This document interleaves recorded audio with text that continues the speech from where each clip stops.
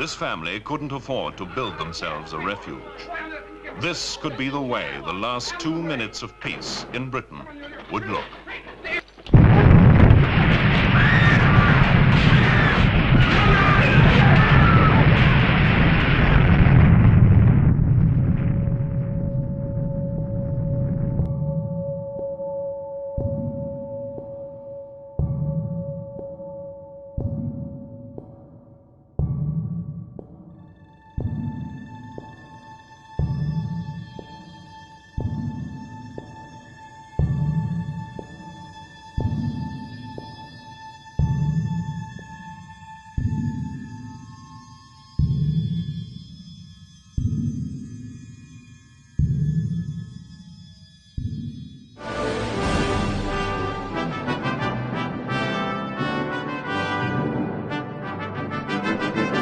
W.J. Colwell, Esquire, Central Office of Information, London.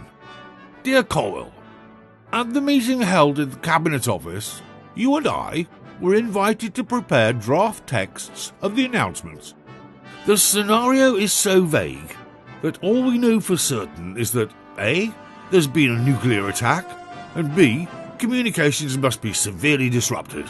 We do not even know how long before the broadcast the attack took place. In these circumstances, it is very difficult to prepare even one script which carries any conviction.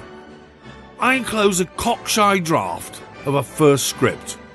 I'm not very proud of it, but it may serve as a basis for discussion. Yours sincerely, R.C. Yates.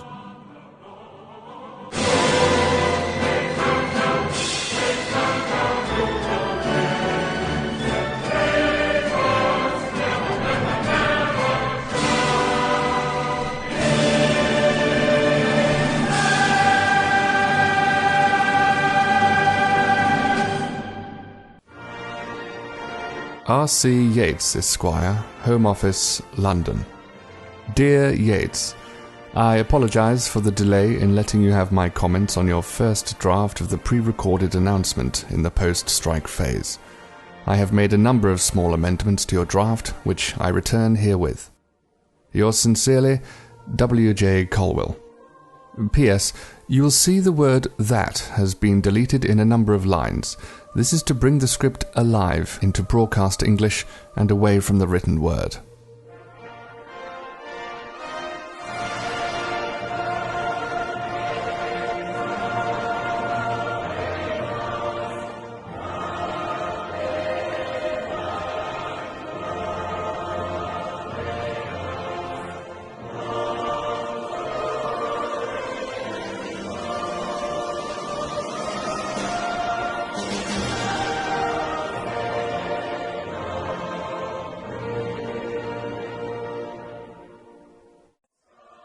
R.C. Yates, Esquire, Home Office.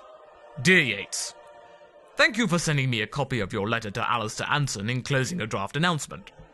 The script that you have prepared is probably the best we can do if we want at this stage to prepare a tape recording. But what bothers me about it is 1. The lack of versatility inherent in pre-recorded announcements.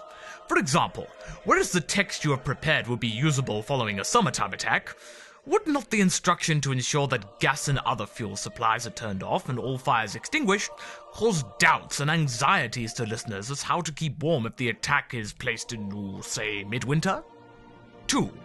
During the last war, we all came to recognize the voices of main BBC newsreaders. I would expect that in the period of crisis preceding an attack, a similar association of particular voices with the authoritative voice of the BBC would develop. The reassurance that the BBC is still there would not be gleaned from a recorded announcement by an unfamiliar voice. Indeed, if an unfamiliar voice repeats the same announcements hour after hour for 12 hours, listeners may begin to suspect that they're listening to a machine, and that perhaps after all, the BBC has indeed been obliterated. Yours sincerely, H.C. Greenwood.